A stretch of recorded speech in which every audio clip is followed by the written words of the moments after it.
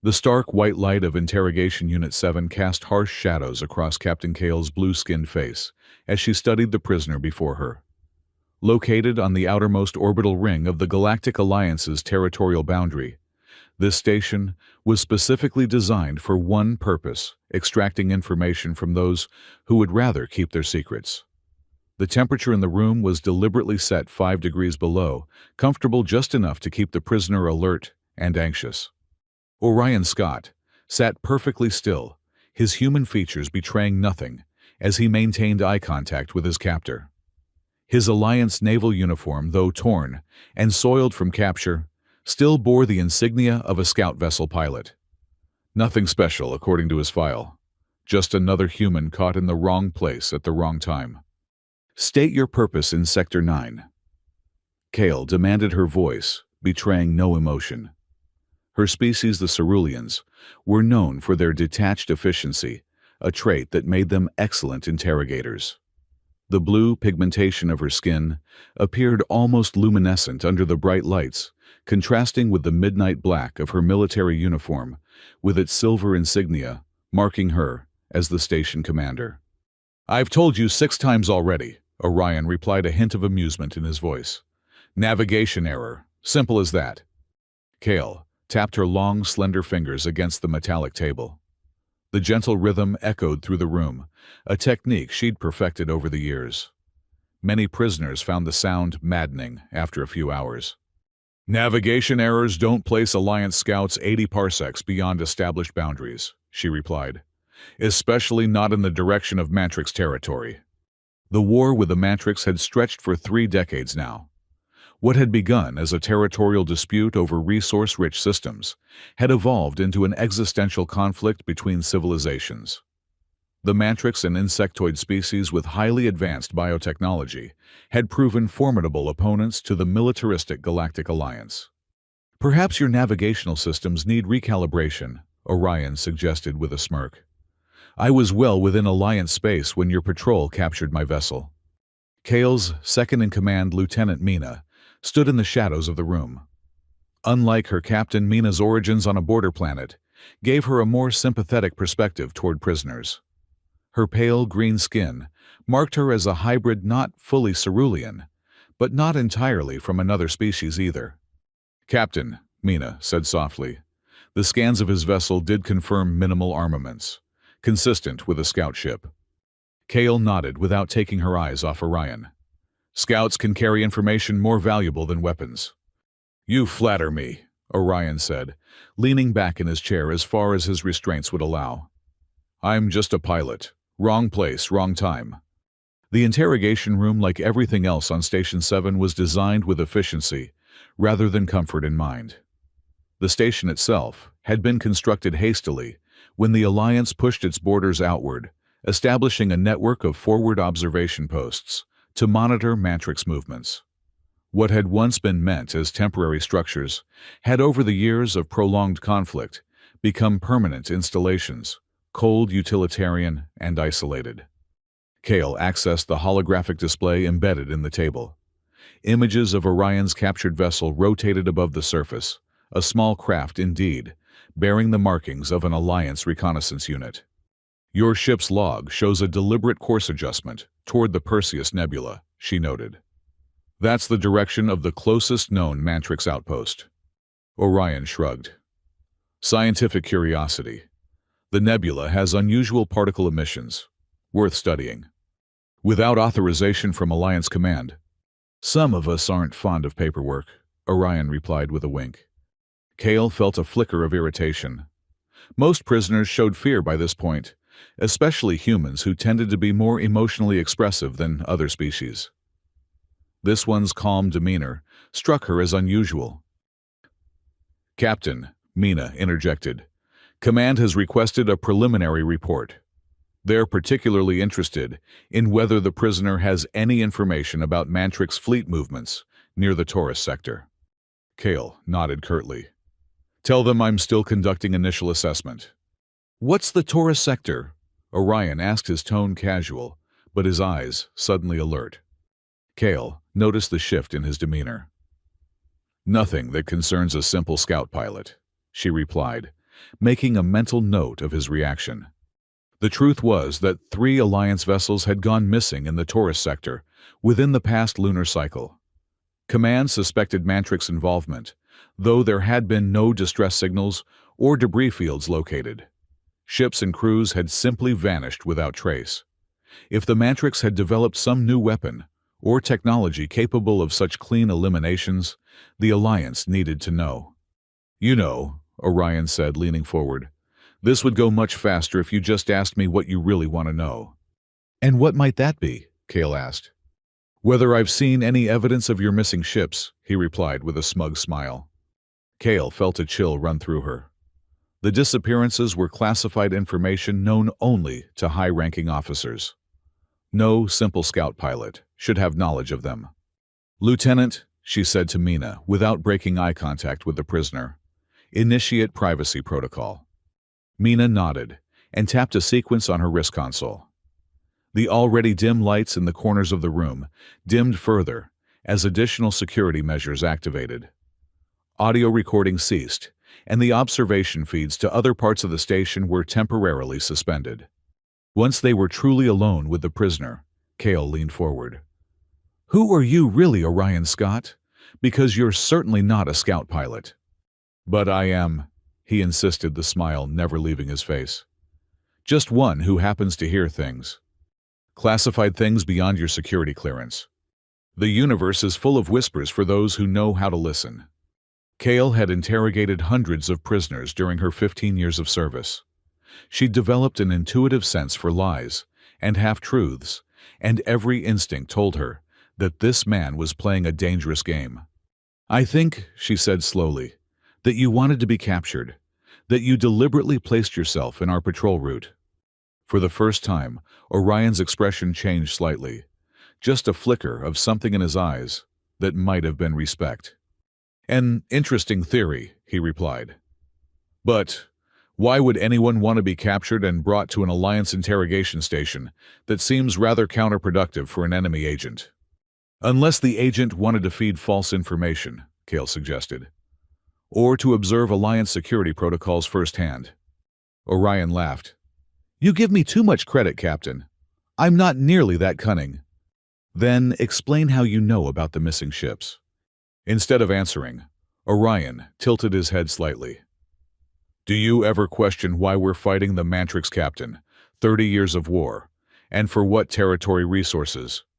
"I don't engage in political philosophy with prisoners," Kale replied coldly. "Not philosophy, strategy." His voice dropped lower. "What if I told you the Alliance has fundamentally misunderstood what the Mantrix are?" "I'd say you're stalling." Orion shrugged. "Maybe I am. Or maybe I'm offering you something far more valuable than the location of a few missing ships." Kale had encountered psychological manipulation before. Prisoners would often try to establish rapport to humanize themselves, or create a sense of shared purpose. She wouldn't fall for such transparent tactics. "I'm going to ask you one more time," she said, her voice hard as steel. "What is your real mission, and how do you know about the missing Alliance vessels?" "Orders, Captain," Orion replied with a mocking salute. "Always following orders, never questioning the perfect Alliance officer." The taunt struck deeper than Kale wanted to admit. She had risen through the ranks by being exactly that, the perfect officer. Unquestioning, loyal, efficient. Yet lately, as the war dragged on with no end in sight, she had found herself wondering about the purpose of it all. The Alliance justified every escalation as necessary for security, but each year brought only more conflict, more losses, more hatred. She pushed such thoughts aside. This prisoner was attempting to manipulate her, nothing more. "Your insolence won't help your situation," she warned. "And your blind obedience won't help yours," he fired back. Something in Kale snapped. The accumulated stress of command, the pressure from Alliance headquarters to produce results, and this prisoner's smug defiance converged into a sudden flash of rage that broke through her carefully cultivated control. She lunged across the table, grabbing Orion by the collar of his scout uniform. "You think this is a game?" she hissed, her face inches from his. "People are dying.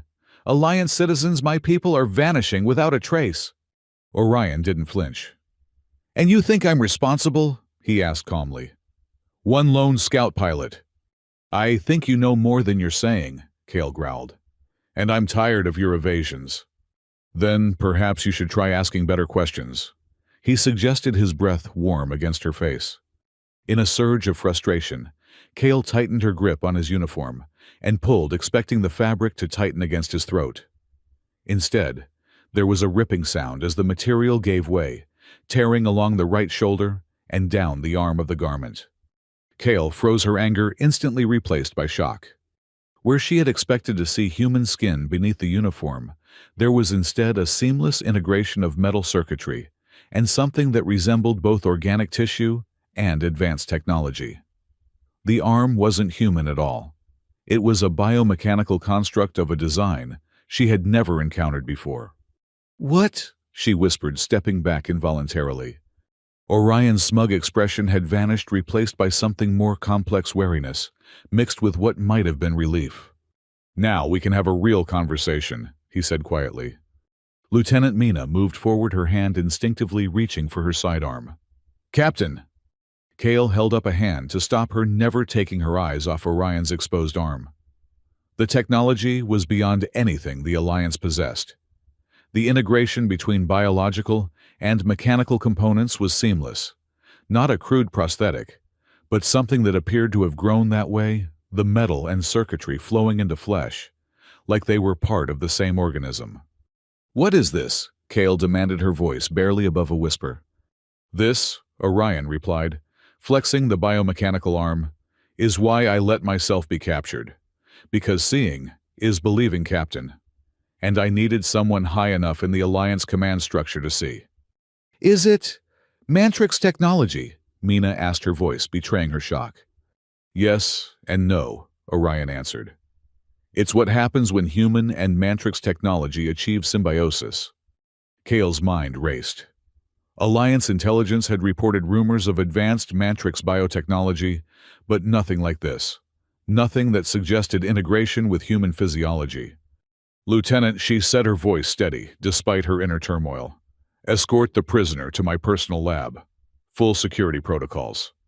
Captain, Mina questioned clearly, surprised by the order. This is beyond standard interrogation now, Kale explained. I need to run comprehensive scans in a controlled environment. As Mina moved to comply, Kale leaned closer to Orion. Whatever game you're playing ends now. That technology could be a weapon, a tracking device, or worse. It's none of those things, Orion replied. It's the future, Captain. A future beyond the war. The corridor outside the interrogation room was mercifully empty as they escorted Orion toward Kale's private research laboratory. As station commander, Kale had been granted facilities for both official and personal research, a privilege she had rarely utilized until now. The lab was smaller than the main science bay, but equipped with more specialized equipment. Kyle had modified much of it herself, adding diagnostic tools and scanners not standard in Alliance facilities. Her background before military service had been in xenobiology, and she had maintained those interests, even as her career had taken her toward command roles. Secure him to the examination platform, she instructed Mina as they entered the lab. The lieutenant complied, attaching Orion's restraints to the anchoring points on the medical table. Are these really necessary? Orion asked, jingling the restraint slightly. I came willingly, remember? You came with an agenda, Kale corrected him, activating the lab's scanning systems. That doesn't inspire trust. As the equipment hummed to life, Kale instructed Mina to return to the command center.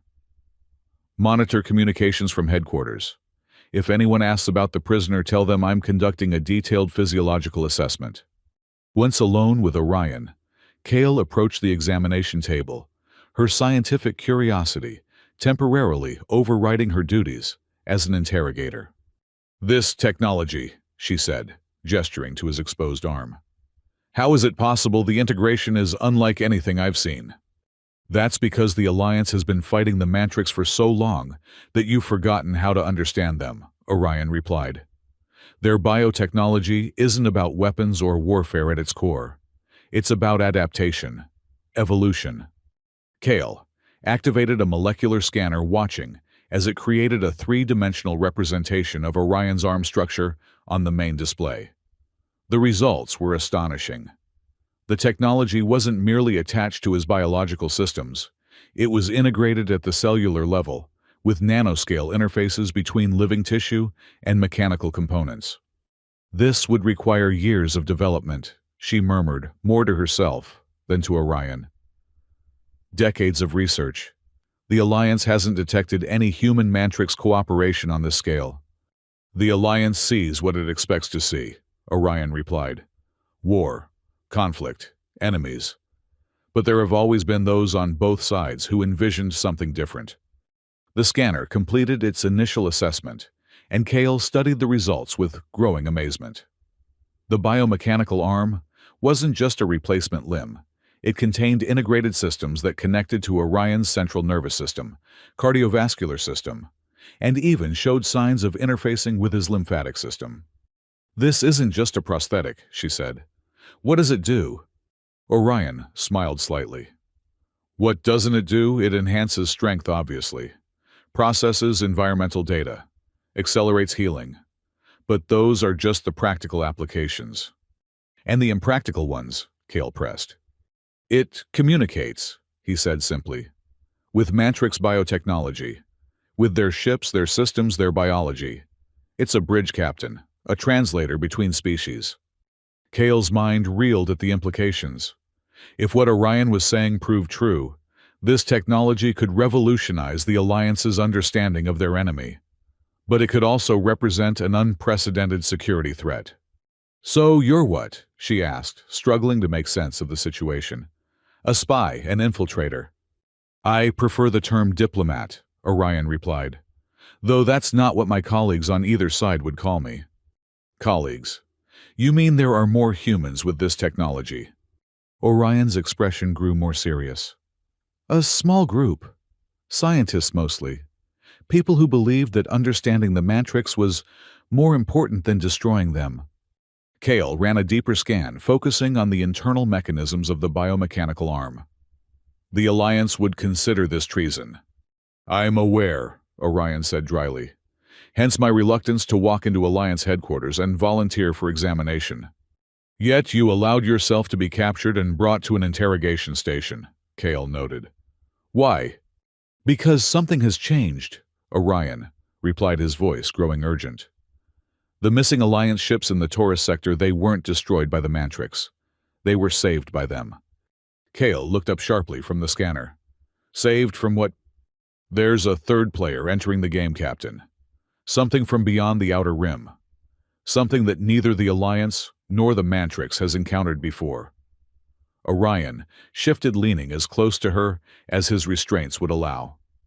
The Mantrix detected it first with their biotech sensors. A distortion in space-time that their scientists believe precedes the arrival of something else. And the missing ships? They were in the wrong place at the wrong time. The Mantrix detected the anomaly expanding in the Taurus sector and evacuated the area. When they saw Alliance vessels heading directly into the danger zone, they attempted to warn them, but Alliance protocols would interpret any Mantrix approach as hostile. Kale finished for him, understanding dawning. The war had conditioned both sides to see only threats in the other. Exactly. So they did the only thing they could. They used a phase shift technology to temporarily remove the ships from our space-time continuum. Saved the crews, but couldn't explain what they'd done. Kale's scientific mind battled with her military training. Everything she knew about the Mantrix from 30 years of conflict suggested they were ruthless enemies. Yet the technology she was now scanning told a different story, one of integration rather than opposition. I need proof, she said finally. Not just your word. Orion nodded toward his arm. The proof is right there in that scanner. The technology itself is the message. The Mantrix could have developed bioweapons to use against humans. Instead, they created technology that can integrate with us, enhance us, connect with us. Why would an enemy dedicated to our destruction do that?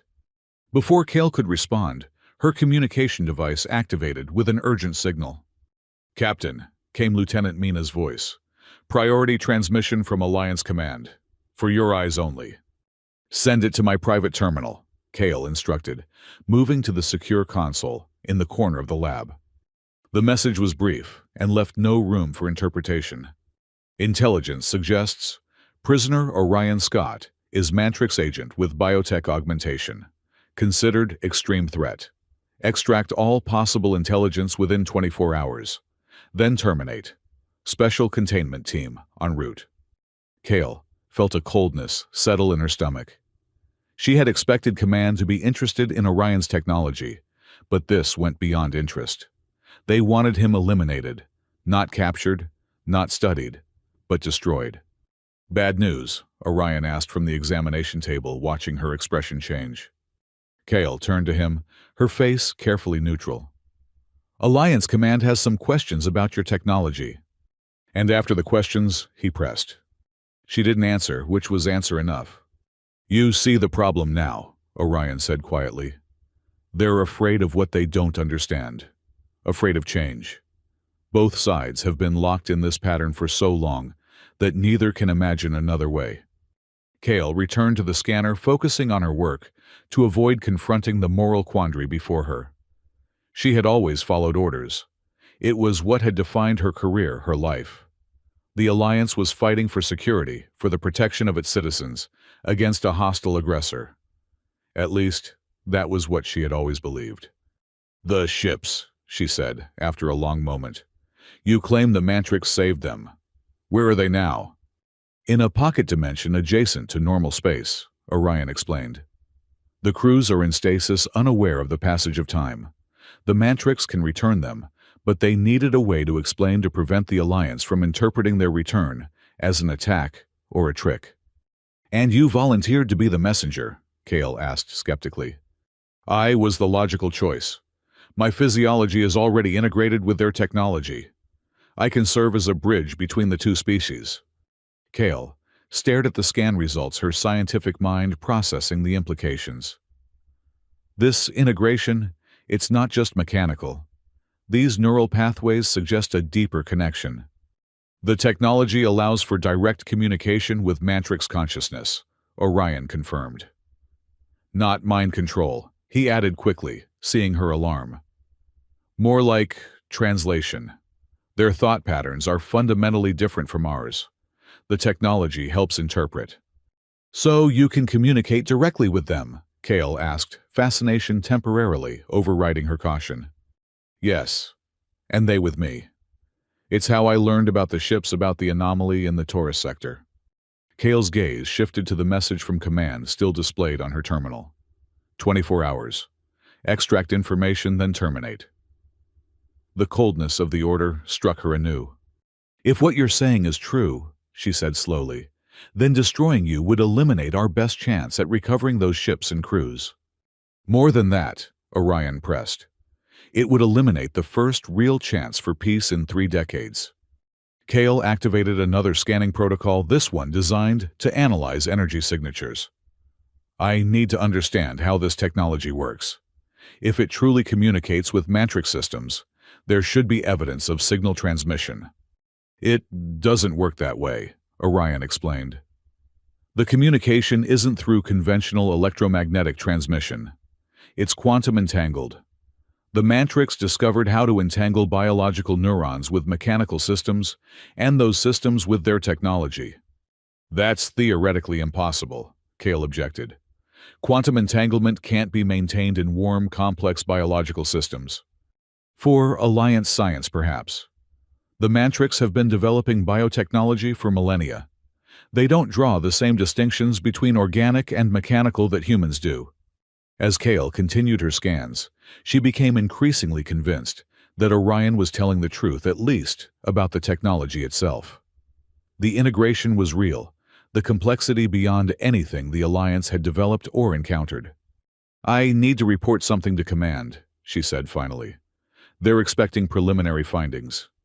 "And what will you tell them?" Orion asked, watching her carefully. Kale considered her options. If she reported the full truth that the technology appeared to be as advanced as Orion claimed, Command would likely accelerate their timeline for termination. If she downplayed her findings, she might buy more time to understand what she was dealing with. "I'll tell them I'm still conducting analysis," she decided. "That the technology appears complex, but that I haven't determined its full capabilities yet." "And after your 24 hours are up," Orion pressed. Kale didn't answer immediately. The moral weight of her position was becoming increasingly clear. If Orion was telling the truth, executing him would potentially condemn the missing Alliance crews and squander an opportunity for peace. If he was lying, allowing him to live could pose an unprecedented security threat. "I need more evidence," she said finally. "Something concrete that proves your claims about the missing ships." Orion nodded toward his biomechanical arm. "The evidence is there if you know where to look. The technology doesn't just store information, it records experiences. With the right interface, you could access my memories of communication with the Mantrix." "I don't have that kind of interface," Kale said. "But you could build one," Orion suggested. "You have the scans of my technology now. A rudimentary connection would be possible with the equipment in this lab." The proposition was both scientifically fascinating and ethically troubling. Creating such an interface would mean stepping far beyond her orders into territory that Command might consider treasonous. Before she could respond, the station's alarm system activated. Red warning lights pulsed along the ceiling as the automated announcement system engaged. "Warning, power fluctuation detected in Sector 5. Backup systems engaged. Engineering teams respond." Kale frowned. Sector 1 through 4 contained the station's living quarters and command centers. Sector 5 housed the primary power distribution system. Her communication device activated again. "Captain," came Lieutenant Mina's voice. "We're experiencing unusual power surges throughout the station. Engineering reports the cause is undetermined." "Implement standard containment protocols," Kale ordered. "I'll be there shortly." As she moved to leave the lab, Orion spoke up. "It's starting," he said, his voice grave. "What's starting?" Kale demanded, turning back to him. "The anomaly I told you about. It's not confined to the Taurus sector anymore. The distortions are spreading. Your station's power system is detecting the leading edge of the phenomenon." Kale hesitated, torn between her duty to respond to the station emergency and her growing suspicion that Orion might be right. "If you leave now," he continued, "you'll be fighting symptoms, not causes. The interference will continue to grow. Within hours, your station will lose primary and secondary power." "And I suppose you have a solution?" Kale asked skeptically. "Not me," Orion replied. "But the Mantrix do. Their biotechnology can adapt to the distortions, create a protective field.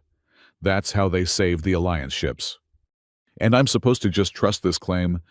"You're supposed to verify it," Orion countered. "Build the interface. Access my memories. See the truth for yourself before it's too late." The alarm continued to pulse, demanding Kale's attention. She made a swift decision. "I'll return," she told him. "Don't attempt to escape. This lab is isolated from the main systems. Even with the power fluctuations, the security fields will remain active." As she left the lab, Kale's mind was in turmoil. Everything she had been trained to believe about the Mantrix was being challenged by what she had seen in Orion's biotechnology. The integration, the sophistication, it spoke of a species far more complex than the simple aggressors the Alliance had portrayed. The command center was in controlled chaos when she arrived. Status displays showed cascading power failures across multiple systems, with engineering teams struggling to contain the damage. "Report," Kale demanded as she approached Lieutenant Mina. "The disruptions began in the quantum communication array," Mina explained, "then spread to the main power conduits. Engineering says it's like nothing they've seen before, energy readings that don't conform to any known pattern." "Sabotage?" Kyle asked, though she already suspected the answer. "No evidence of physical tampering," Mina replied. "Dr. Venn from Science Division says it resembles a space-time distortion, but on a scale our instruments can barely measure." Kale accessed the main display, studying the pattern of system failures. They were indeed unusual, not cascading from a single point, as would be expected in a conventional failure, but appearing simultaneously in seemingly unconnected systems. "Has there been any communication from Alliance Command?" she asked. "Sporadic," Mina answered. "Long-range communications are affected by the same phenomenon. Their last transmission confirmed that the containment team is still en route, estimated arrival in 18 hours. 18 hours. The timeline was tightening. Whatever decision Kale was going to make about Orion and his claims, she needed to make it soon. "Lieutenant, you have command of the response teams," she decided. "Focus on stabilizing critical systems and maintaining life support. I need to continue my work with the prisoner." Mina looked surprised. "Captain, with respect, the station is in crisis. Is the interrogation really the priority right now?" "It may be connected," Kyle replied cryptically. "The prisoner has information that could be relevant to these disturbances." Before Mina could question her further, Kale returned to her private lab. The scientific part of her mind was already formulating a plan for creating the neural interface Orion had suggested. If his claims about the biomechanical arm's capabilities were true, accessing his recorded experiences could provide crucial information about both the missing ships and the current disturbances. When she entered the lab, she found Orion exactly as she had left him secured to the examination table, but with a look of calm expectation on his face. "The disruptions are getting worse," he stated, rather than asked. "Yes," Kale confirmed, moving directly to her equipment station. "Your timing is remarkably convenient." "Not convenience, necessity," Orion replied. "The Mantrix have been tracking the anomaly's expansion. They calculated it would reach this region of space within this time frame. That's why I allowed myself to be captured here now." Kale began assembling components from various diagnostic systems, repurposing them to create a rudimentary neural interface. "You claim this anomaly is something beyond both human and Mantrix experience. Yet the Mantrix supposedly have technology that can counter it." "Not counter," Orion corrected. "Adapt to. There's a difference. Their biotechnology evolves in response to new conditions. It doesn't fight the distortions, it synchronizes with them, creating a stable bubble of normal space-time within the disruption." As Kale worked, the station lights flickered again, more pronounced this time. The backup systems were beginning to struggle. "If I create this interface," she said, connecting delicate neural sensors to a modified quantum scanner, "what exactly will I see?" "My direct communications with the Mantrix Collective," Orion explained.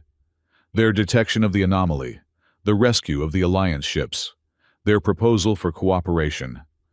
And if it's all fabrication, a complex deception, then you'll have 18 hours to complete your interrogation before the containment team arrives." Orion replied, clearly aware of the transmission Kale had received. "But, if it's truth, you'll have the evidence you need to make the right decision." The right decision. As if the path forward were clear, ethical, and simple. Nothing in Kale's training had prepared her for this situation. The Alliance had clear protocols for dealing with enemy technology and suspected infiltrators. None of those protocols involved building experimental interfaces to connect with potentially hostile biotechnology. Yet, as she completed the final connections on her improvised device, Kale recognized that she had already made her choice. Scientific curiosity and the possibility, however remote, that Orion was telling the truth, had overridden her strict adherence to protocol. "This is experimental technology," she warned him, bringing the completed interface toward the examination table. "Based on incomplete scans of your biomechanical components, there are significant risks." "To both of us," Orion acknowledged. "Neural connections go both ways, Captain." That gave Kale pause. In her focus on extracting information from Orion, she hadn't fully considered the implications of creating a two-way neural bridge. "You're suggesting I would be exposed to your technology, to Mantrix influence?" "Not influence," Orion clarified. "Information, experience, understanding. The connection doesn't override free will, it expands perspective." Another station-wide alarm interrupted them, this one more urgent than the last. Warning, critical power failure imminent. All personnel prepare for emergency protocols. Estimated time to complete system failure 45 minutes. 45 minutes. The situation was deteriorating faster than anticipated. Decision time, Captain, Orion said quietly. Trust your instincts. What does your scientific mind tell you about what you've seen so far? Kale considered the scans she had taken of Orion's biomechanical components. The technology was elegant, sophisticated, and integrative in a way that seemed fundamentally incompatible with the Mantrix, as the Alliance had portrayed them ruthless destroyers, intent only on conquest. My scientific assessment is that this technology is designed for symbiosis, not destruction, she admitted finally. But that doesn't mean your intentions are benevolent. Then see for yourself, Orion challenged. Connect the interface. Judge the truth with your own mind. With a final moment of hesitation, Kale attached the primary sensors to Orion's exposed biomechanical arm. The connection points seemed to recognize the intent of the technology, shifting slightly, to create better contact with her improvised interface. Remarkable, she murmured, observing the adaptive response. The technology is recognizing the purpose of my equipment and reconfiguring to optimize connection. That's the foundation of Mantrix biotechnology, Orion explained. Adaptation, communication, integration. Kale placed the secondary neural band around her own head, adjusting the sensitive contacts against her temples. The final component was a quantum stabilizer that would theoretically protect both their neural systems during the connection. Ready, she asked, hand poised over the activation switch. I've been ready for this moment for years, Captain, Orion replied soberly. The question is, are you ready to see beyond the war? Without further hesitation, Kale activated the interface. The initial sensation was disorienting, a rush of information too complex and rapid for her conscious mind to process. Colors, sounds, emotions, and concepts that had no names in any Alliance language flooded through the connection. Then gradually, the chaos resolved into coherent images and experiences. Kale saw through Orion's memories. A vast chamber of organic technology, pulsing with bioluminescent light. Mantrix beings moving with purpose, their many-limbed forms graceful rather than threatening. Communication through color patterns and biochemical emissions rather than sound. She witnessed Orion's first contact with them, not as a captive, but as a volunteer. A human scientist who had recognized the war as a tragic misunderstanding between species whose modes of perception were fundamentally different.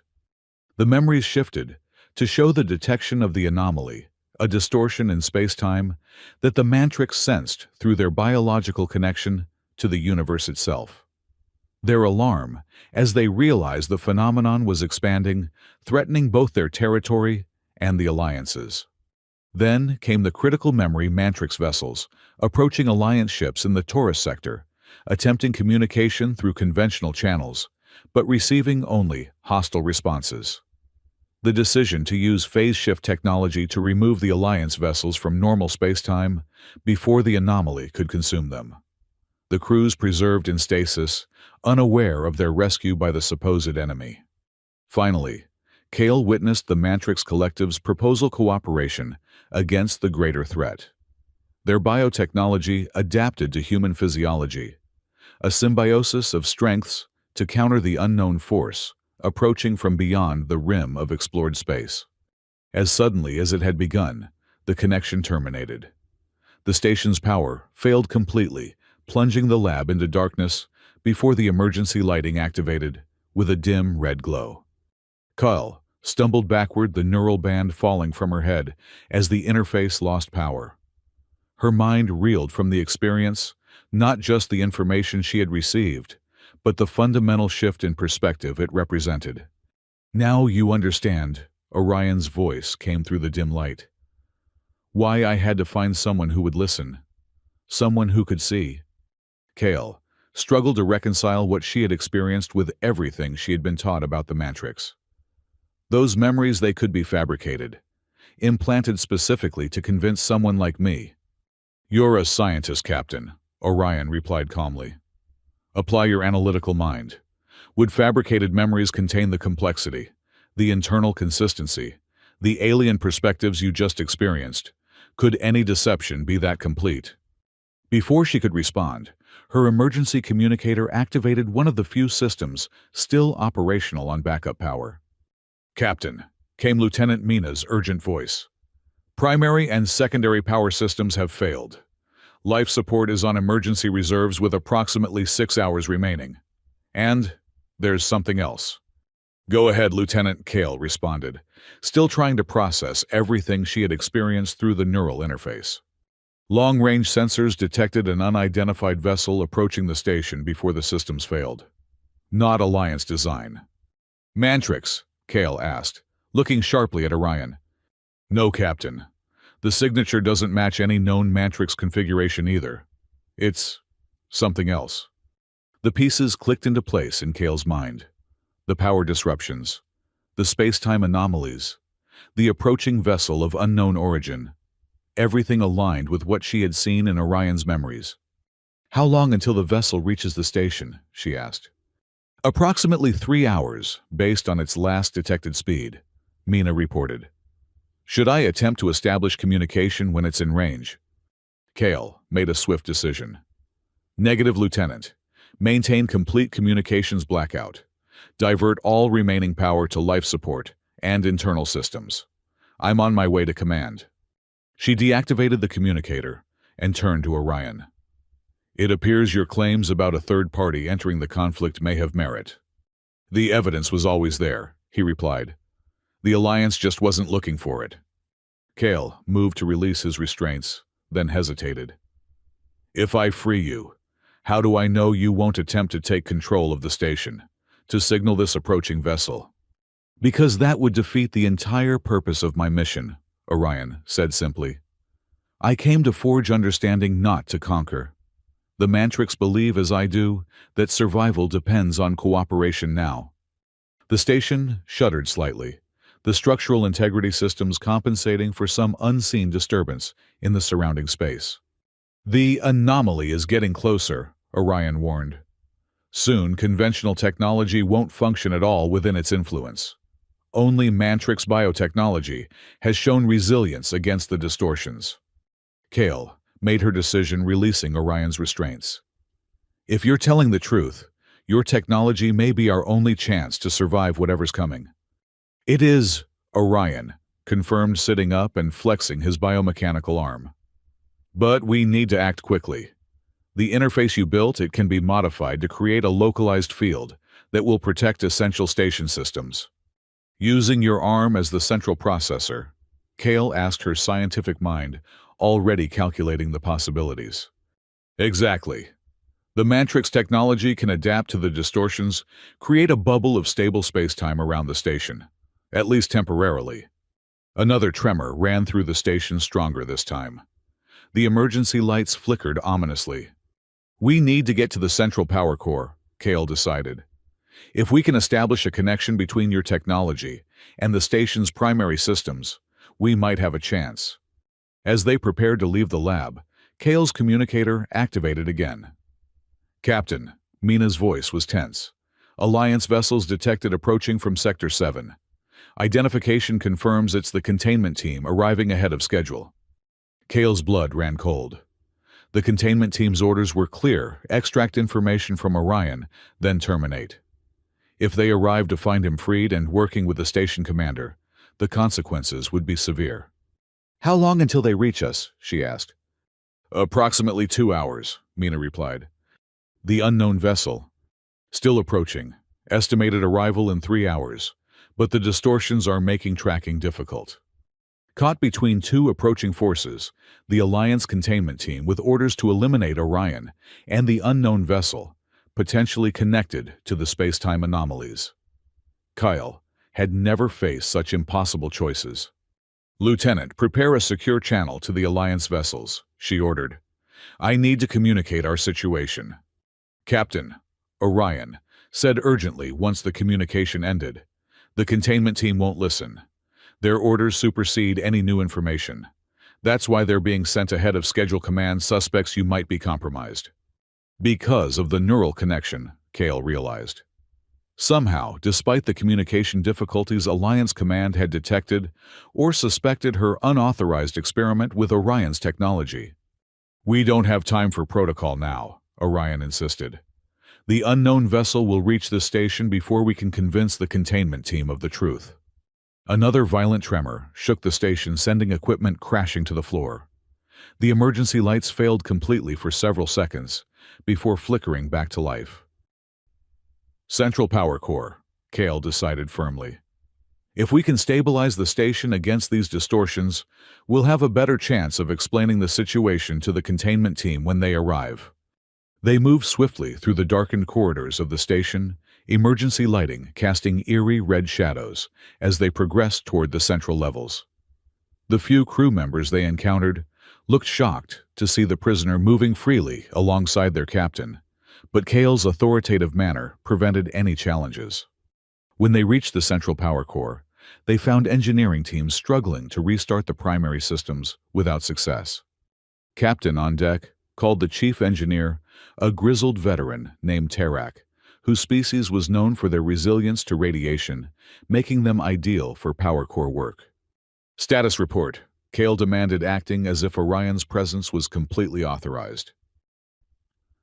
Complete system failure. Captain, Tarak reported grimly. The quantum oscillators are experiencing some kind of interference we've never seen before. Every time we bring a system online, it destabilizes within minutes. I need this room cleared, Kale ordered. Specialized procedure. The engineer hesitated, looking uncertainly at Orion. Captain, regulations require at least 2 engineering personnel present during core operations. This isn't a standard operation, Chief, Kale replied firmly. Clear the room, that's an order. Once the engineering team had reluctantly departed, Kale secured the entrance and turned to Orion. What do you need to create this stable field? Direct access to the quantum oscillators, he replied, moving toward the central console. The Mantrix technology in my arm can synchronize with their frequency, create a counterpattern to the distortions. As Orion worked interfacing his biomechanical arm with the station systems through a complex series of connections, Kale's communicator activated yet again. Captain, Mina's voice was now clearly alarmed. The Alliance vessels are increasing speed. New estimated arrival time 1 hour. They're not responding to our hails. The situation was deteriorating rapidly. Continue attempts to communicate our status, Kyle instructed. Tell them we're dealing with an unprecedented spatial phenomenon affecting station systems. There's more, Mina continued. The unidentified vessel has also accelerated. New estimated arrival 70 minutes. The 2 forces were now racing toward the station, separated by mere minutes. Whatever was going to happen, it would happen soon. How much longer? Kale asked Orion, who was deep in concentration as his biomechanical components interfaced with the core systems. Almost there, he murmured. The technology is adapting to your systems, learning their parameters, creating compatible pathways. The station shook violently, throwing Kale against a bulkhead. Warning klaxons sounded throughout the facility as the automated system reported. Critical structural integrity failure imminent. All personnel report to emergency escape pods. We're out of time, Kale said urgently. Not yet, Orion replied. His eyes closed in concentration as the biomechanical arm glowed with an internal light that pulsed in rhythm with the station's failing power core. The connection is forming. The field is beginning to stabilize. Gradually, the violent tremors subsided. The emergency lighting steadied, then brightened. Display screens throughout the power core flickered back to life, showing systems returning to operational status. It's working, Kale breathed, watching in amazement as the station's power grid re-established itself, section by section. The field is temporary. Orion warned, maintaining his connection to the systems. Maybe 2 hours at most. Without a larger source of Mantrix biotechnology, I can't sustain it indefinitely. Kale's communicator activated once more. "Captain," Mina reported, her voice reflecting surprise. "Systems are coming back online. Whatever you did is working. But the Alliance vessels are still approaching and not responding to communications. Estimated arrival now 45 minutes. And the unidentified vessel? 50 minutes, Captain. Almost simultaneous arrival." Kale faced an impossible choice. The Alliance containment team was coming with orders to eliminate Orion, the very person currently keeping the station stable against the spatial distortions. The unknown vessel, possibly connected to the anomalies themselves, was approaching from the other direction. If she followed Alliance protocol, she would secure Orion and prepare him for transfer to the containment team. But doing so would sacrifice the stability he had created, potentially dooming the station before the team even arrived. If she protected Orion, maintained the field he had established, she would be directly violating Alliance orders, an act of treason that could cost her career, her freedom, possibly her life. "What would happen?" she asked slowly. "If we took a shuttle and met the Mantrix directly, could they create a larger stabilization field?" Orion looked at her with new respect. "Yes. Their vessels are entirely biotechnological, designed to adapt to these distortions. With a large enough field, they could potentially protect both this station and the approaching Alliance vessels. But we'd need to leave now," Kale concluded, "before the containment team arrives." "Yes, and we'd need to reach the Mantrix vessel I was in contact with. They're waiting at the edge of the Perseus Nebula, about 30 minutes at maximum shuttle speed." Another decision point. If Kale left with Orion, she would be abandoning her command in a crisis. If she stayed, she might lose the only chance to protect everyone involved from the approaching threat. "How long will the stabilization field hold if you disconnect from the core?" she asked. 20 minutes, perhaps. Enough time for you to communicate the situation to your crew, and for us to reach a shuttle." Kale activated her communicator. "Lieutenant Mina, report to the Central Power Core immediately, alone." 5 minutes later, Mina arrived, her expression one of barely contained shock as she observed Orion's connection to the station's systems. "Captain, what is happening?" she demanded. "The prisoner is—" saving this station," Kale interrupted. "Lieutenant, I need you to listen carefully. What I'm about to tell you violates everything we've been taught about the Mantrix, but the evidence is irrefutable." Swiftly, Kale explained what she had learned, the true nature of Orion's mission, the Mantrix rescue of the missing Alliance ships, and the approaching threat from beyond known space. "The containment team won't listen," she concluded. "Their orders are absolute. But if Orion and I can reach a Mantrix vessel, we might be able to create a large enough stabilization field to protect both this station and the Alliance vessels from whatever is approaching." Mina's expression shifted from shock to uncertainty. "Captain, this would be treason against the Alliance." "The Alliance is acting on incomplete information," Kale replied firmly. "Sometimes loyalty to principles requires difficult choices, Lieutenant. I believe protecting the lives on the station and potentially opening a path to peace with the Mantrix is the right choice. I need you to command in my absence." After a long moment, Mina nodded. "What do you need me to do?" "Maintain communication attempts with the containment team. Tell them everything I've told you. If they won't listen, at least try to keep them from firing on any Mantrix vessels that approach. Emphasize that the unidentified ship is the real threat." As they spoke, Orion carefully disconnected from the station's power core. The lights dimmed momentarily, but stabilized at a lower intensity. 20 minutes, he reminded them. Then the distortions will begin affecting the station again. Kale nodded grimly. "Lieutenant, have a shuttle prepared for immediate departure. Authorization code Alpha 7 Gamma." "Yes, Captain," Mina responded, though her expression revealed her continuing reservations.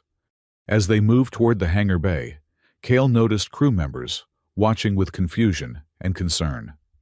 The sight of their captain escorting a prisoner toward the shuttles would certainly raise questions, but there was no time for explanations now. The shuttle was ready when they arrived, pre-flight checks completed by the automated systems. Kale entered her command codes, overriding the standard departure protocols. "You realize," Orion said as they boarded, That even if we succeed, your career in the Alliance is likely over. Some things are more important than career, Kale replied, activating the shuttle's engines. If what I experienced through our neural connection is true, then peace between our species is possible. That's worth any personal sacrifice. As the shuttle launched from the station, Kale received one final communication from Lieutenant Mina. Alliance vessels now 30 minutes from arrival. Unidentified vessel 35 minutes. Good luck, Captain. The shuttle accelerated away from the station, its course set for the coordinates. Orion provided the edge of the Perseus Nebula, where a Mantrix vessel awaited. Will they trust me? Kale asked, as they cleared the station's defensive perimeter. The Mantrix. They'll trust what they sense through me, Orion replied, indicating his biomechanical arm. The connection works both ways. They'll know you've seen the truth. The journey to the nebula's edge passed in tense silence, both of them aware of the closing window of time before the containment team reached the station. If they failed to return with Mantrix assistance before, then everything would be lost. There, Orion said, finally pointing to a section of space that appeared empty to the naked eye. They're waiting. I don't see anything, Kale replied, scanning the region. Mantrix vessels don't reflect light in the same spectrum as Alliance ships, Orion explained. Their biotechnology allows them to blend with the background radiation of space. Send this signal pattern. He guided her through a sequence of transmission pulses, unlike any Alliance communication protocol. For several tense moments, there was no response. Then gradually, a shape appeared against the nebula's swirling gases, a vessel unlike any Kale had ever seen. The Mantrix ship resembled an organic structure more than a conventional spacecraft. Its surface flowed and shifted like a living thing, patterns of bioluminescence pulsing across its hull in complex sequences. There were no visible engines, weapons, or external components, just the seamless, adaptive form of advanced biotechnology. Beautiful, Kale whispered, her scientific mind marveling at the design, while her military training assessed its capabilities. They're acknowledging our approach. Orion reported his biomechanical components resonating with the pulses from the Mantrix vessel. Preparing for our arrival. As they neared the ship, a section of the hull simply opened like living tissue parting to admit them. No mechanical doors, no airlock systems, just the responsive adaptation of the vessel itself. Can I breathe their atmosphere? Kale asked, suddenly concerned about basic biological compatibility. Yes, Orion assured her. Mantrix vessels can adapt their internal environment to support multiple species. It's part of their design philosophy, integration rather than exclusion. The shuttle entered the opening, which sealed seamlessly behind them. They found themselves in a chamber that defied conventional spacecraft architecture. The walls pulsed with the same bioluminescent patterns as the exterior, and the floor seemed to mold itself to their feet as they stepped from the shuttle. Welcome, came a voice, not through conventional sound, but somehow directly in Kale's mind. The sensation was startling, but not invasive. It felt more like understanding than hearing. 3 Mantrix beings entered the chamber. Their forms were insectoid in basic structure, but moved with a grace that belied their alien appearance. Multiple limbs articulated with precise control, and their exoskeletons shimmered with patterns of light that Kale somehow recognized as communication. Captain Kale, the mental voice continued, Orion has shared your experiences through the connection. We understand your decision to seek our assistance. Kale struggled to maintain her composure in the face of such alien presence. The station is at risk, she explained, as are the approaching Alliance vessels. The spatial distortions are the precursors of something we have feared for generations, the Mantrix completed for her. A species from beyond the dimensional boundaries we understand. They do not invade, they simply exist in a way that distorts our reality. Where they pass, our technology fails, our biological systems degrade. Can you help? Kale asked directly. Can you create a stabilization field large enough to protect the station and the Alliance vessels? Yes, came the simple reply. But it requires understanding from both sides. The field we create is not merely technological. It requires conscious participation, acceptance of the integration between our species. The Alliance containment team won't understand, Kale said grimly. Their orders are to eliminate Orion and any Mantrix presence. Then we must show them the truth as Orion showed you, the Mantrix responded. There is little time. The boundary entity approaches. The Mantrix vessel began to move, accelerating toward the station with a speed that defied Alliance understanding of propulsion technology. The journey that had taken Kale and Orion nearly 30 minutes was completed in less than 10. As they approached the station, Kale could see the visual evidence of the spatial distortions intensifying. The very fabric of space seemed to warp around the facility, creating prismatic distortions in the light from nearby stars. The Alliance vessels, she noted, checking the scanner. They've arrived at the station. And the boundary entity, Orion asked. 20 minutes away, according to current trajectory. The Mantrix beings communicated among themselves in pulsing patterns of light before addressing Kale again. We will create the stabilization field now. It will encompass the station and extend to the Alliance vessels. But they must not attack as we approach. Kale activated the shuttle's communication system, hoping the signal would penetrate the growing distortions. Station Delta 7. This is Captain Kale. Do you copy? After a moment of static, Lieutenant Mina's voice responded. Captain, the containment team has docked. They're demanding to know your whereabouts and the location of the prisoner. Listen carefully, Lieutenant. I am approaching the station with a Mantrix vessel. Do not allow the containment team to fire upon it. The vessel is here to help stabilize the station against the spatial anomalies. Captain, Mina's voice was cut off, replaced by a male voice Kale didn't recognize. This is Commander Varys of Alliance Special Containment. Captain Kale, you are ordered to surrender yourself and the prisoner immediately. Any approach by Mantrix vessels will be considered hostile action. Commander, Kale replied urgently. The station is in imminent danger from an approaching entity beyond Alliance or Mantrix experience. The Mantrix technology is our only hope of creating a stabilization field strong enough to protect everyone involved. Your neural connection with the prisoner has compromised your judgment, Captain, Varys responded coldly. Stand down and prepare for boarding. Before Kale could respond, the Mantrix beings communicated again. The boundary entity's approach is accelerating. We can wait no longer. We will create the field now. The Mantrix vessel began to pulse with intense light patterns flowing across its surface in accelerating sequences. From the hull, tendrils of bioluminescent energy extended outward, forming a web-like structure that expanded toward the station. They're firing up weapons, Orion warned, his biomechanical components detecting the Alliance vessel's systems activating. Commander Varys, Kale transmitted desperately. Hold your fire. The Mantrix are attempting to help. The response was immediate. Any approach by Mantrix technology will be considered hostile. Final warning. The Mantrix beings communicated urgently among themselves, then addressed Kale.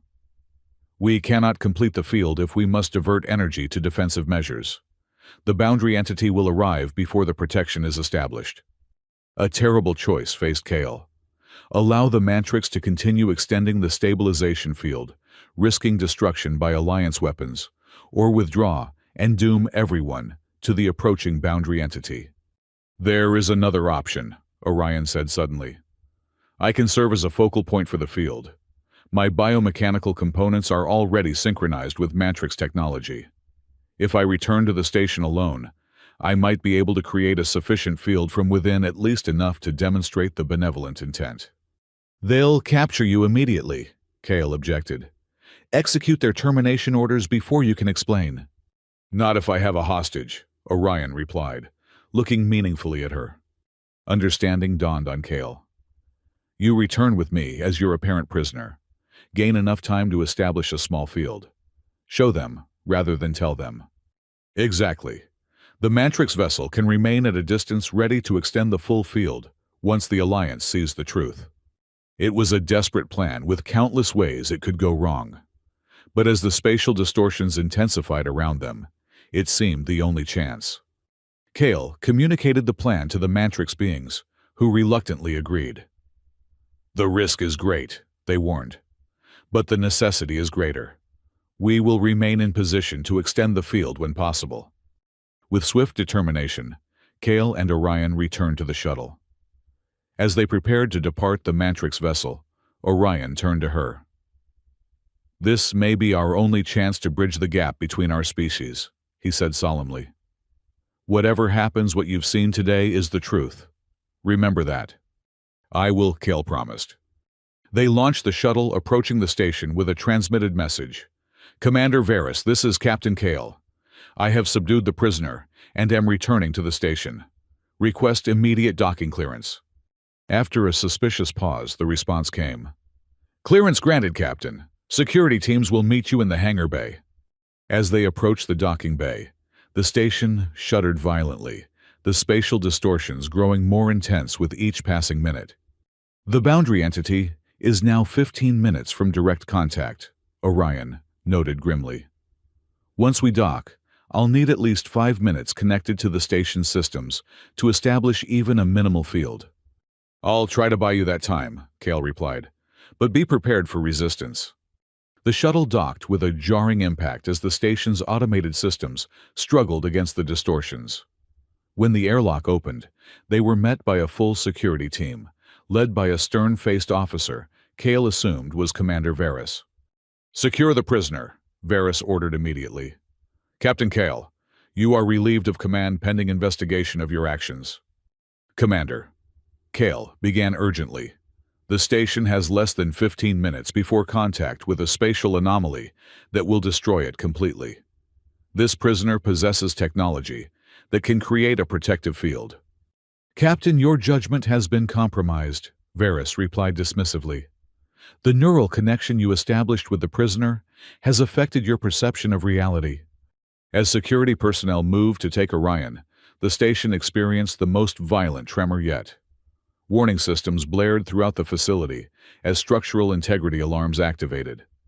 "Warning, catastrophic system failure imminent. All personnel to emergency evacuation procedures." The momentary distraction was all Orion needed. With lightning speed, his biomechanical arm extended, connecting directly with a nearby power junction. The security team reacted immediately, weapons trained on him. "Hold your fire," Kale shouted, placing herself between Orion and the weapons. "He's stabilizing the station, not attacking it." From the connection point, a web of glowing energy began to spread throughout the hangar bay, similar to what Kale had seen emanating from the Mantrix vessel, but on a smaller scale. Where the energy-touched system stabilized, light steadied, and the violent tremors subsided. "What is this?" Varys demanded, watching in confusion as the stabilization field expanded. "Proof," Kale replied simply. "The Mantrix technology isn't a weapon against us. It's protection. Protection we desperately need right now." The security team hesitated, weapons still raised, but uncertainty clear in their expressions. As the stabilization field continued to spread throughout the immediate section of the station, the evidence became difficult to ignore. Systems that had been failing for hours suddenly operated normally again. "Commander," one of Varys's officers reported, checking a scanner, "the spatial distortions are being neutralized within the field's range. It's working." Varys looked from the scanner to Orion, then to Kale, conflict evident in his expression. "This could be a prelude to a more sophisticated attack," he argued, though with less conviction. "Commander," Kale pressed, "a vessel of unknown origin is approaching this station. In approximately 10 minutes, it will make contact. Without a full stabilization field from the Mantrix vessel waiting outside, everyone on this station will die, your ships included." The station's long-range sensors activated suddenly, their function restored by the expanding stabilization field. On the hangar bay's display screen, an image appeared that silenced every argument. The approaching entity defied conventional description. It wasn't a vessel or a living thing in any recognizable sense. It appeared as a void in space, a moving absence where stars and light simply ceased to exist. Along its boundaries, reality itself seemed to distort and unravel like fabric tearing at the seams. "What in all the stars is that?" Varys whispered, momentarily, forgetting his military bearing. "The boundary entity." Orion explained, maintaining his connection to the station systems. "Neither Alliance nor Mantrix. Something from beyond our understanding of space and time. Where it passes, technology fails, life systems collapse." "And the Mantrix can protect us from this?" Varys asked, skepticism giving way to the undeniable evidence before him.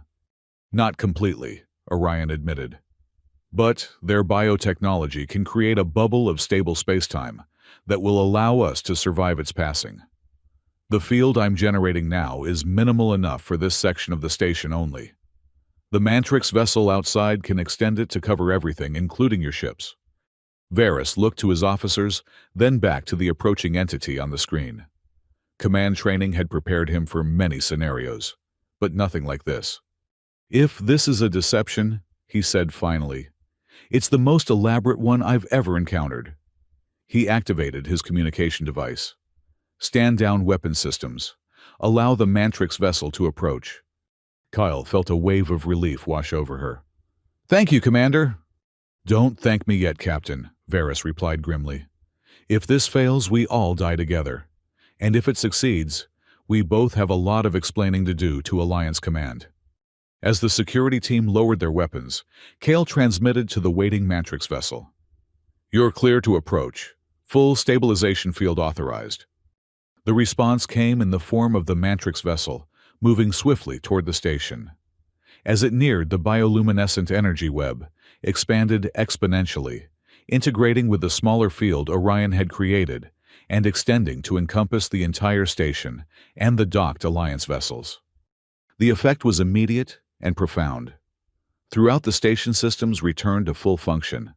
The structural integrity alarms silenced as the stabilization field counteracted the spatial distortions. On the display screen, they watched as the boundary entity continued its approach. When it reached the edge of the stabilization field, there was a moment of intense distortion, the field pulsing with strain as it encountered the entity's reality-warping presence. But the field held. The boundary entity continued its passage, its influence unable to penetrate the protective bubble created by the Mantrix biotechnology. For nearly an hour, they watched in silence as the incomprehensible void moved past the station, its passage marked only by the shifting patterns of the stabilization field as it adapted to the changing distortions. When the entity had finally passed beyond scanner range, leaving normal space in its wake, Varys turned to Kale and Orion. "I think," he said quietly, "we need to have a very long conversation about the Mantrix, this technology, and the future of this conflict." Kale nodded. "And about the Alliance ships that the Mantrix rescued from the Taurus sector. Ships your team was sent to avenge." Varys's expression showed surprise. "Those crews are alive." "In stasis," Orion confirmed.